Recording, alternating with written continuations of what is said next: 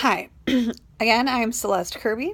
I live in a retirement center because I have multiple sclerosis and fibromyalgia and sciatica and endometriosis and chronic bronchitis. I keep forgetting to list off everything I have and they all just come up randomly during different episodes. But the point is I can't take care of myself, so here I am living with 80-year-olds. Although we did get a new guy last week named Charles, pretty cool dude. He's pretty young, he's only 50. Okay. Anyway, today, we're going to talk about online dating. Now, dating sucks anyway, let's just be honest.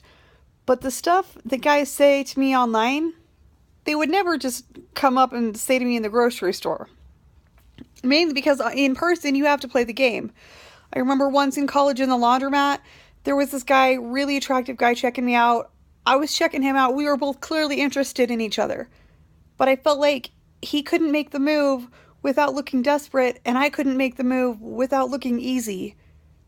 And because we both had to play this stupid game, we both walked away without getting to know each other. And the game is stupid. Okay. But online. So when I lived in the actual nursing home before the assisted living, I would let guys meet me there because I felt safe. I had a call button. Again, not that anyone would come run in real quick. Seriously, it took 10 minutes after I broke my ankle. And my ankle was straight up touching my cap. I looked like Gumby. Yeah, it was a pretty bad break. But this one guy comes over and he's like, hey, do you have anything to drink? I'm really thirsty. So I give him a Propel water. That's flavored water. I have a really hard time drinking water unless it's flavored, but I hate like the sugar water crap. So Propel is good because it doesn't taste like sugar water. It tastes just like water, just with flavor. And he drinks about 3/4 of it, puts it down, and he's like, oh man, that shit is nasty. And I was like, you drank 3/4 of it. And he was like, I know, I was just thirsty, but that is gross. Okay, seriously, if he just put it down and didn't drink it, I would not have even noticed that he didn't finish. Honestly. But he's going on for like 3 minutes about how disgusting it is. And I'm like, dude, just say thank you, okay? When someone gives you something that you've asked for, just say thank you. And he's like, I'm just being honest. And I'm like, no, you're just being a dick. Okay? There is a difference between being blunt and being a dick. And you're being a dick. And he's like, you sound like my ex-wife whenever I told her about her cooking was. I'm like, see, that's being a dick.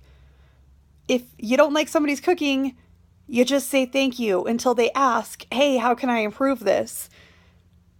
I had a roommate who would eat everything I cooked, no matter how horrible it was. And were times I'm like, dude, I wouldn't even feed this to my dog. Stop eating this now. And he still just kept eating it. And I was like, oh my gosh, you're very kind. But to go out of your way to be a dick, there's no point in that. And I told him that. And he's like, I'm not going out of my way to be a dick. I'm like, you know what? I believe you. I believe that this is exactly in your way, that being a dick is exactly your path. Quit doing it. This is why she divorced you. Because it's not okay to be a jerk all the time and pass it off under the guise of honesty. I'm the most honest person you're going to meet. Don't ask me a question you can't handle the answer to. But I'm not going to give you that answer unless you ask me the question.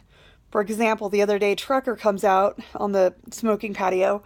I'm out there with Bella, he comes out there to smoke, and he's like, did you know that I'm a racist? And I was like, do you really want me to answer that? And he goes, yeah, I do. And I was like, yeah, I did. And he's like, well, who told you that? And I was like, no one. Figured it out within 5 minutes of meeting you. And he's like, well, I've just been told I'm a racist and I'm not allowed to talk to Miss Hairdresser anymore. And I was like, well, it's probably for the best. Even though she's white, her kids aren't. So apparently he's got huge issues with that. So, yeah.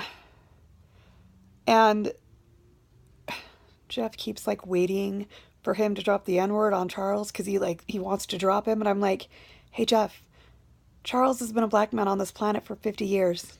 He can handle it, okay? Like, he can handle racist drama. I promise that. The drama he got away from with Miss Past Life, that was a little too much for him. But I promise you, he knows how to handle racism. And I was telling Charles this, and he's like, yeah, I didn't wake up one day like, what the hell? I'm suddenly black. No, no. I'm pretty sure he knows how to handle racism at this point, and I'm pretty sure Jeff just wants an excuse to drop Trucker. And let's be honest, I wouldn't mind seeing it, but just you gotta don't sweat the small stuff, dude. But yeah, don't ask me a question if you can't handle the truth. So I didn't ask that dude what he thought of the drink. I just gave it to him because he asked for it. I didn't care what he thought of it. I was just being polite. So when Trucker asks if he knows I'm a racist, yeah, I know.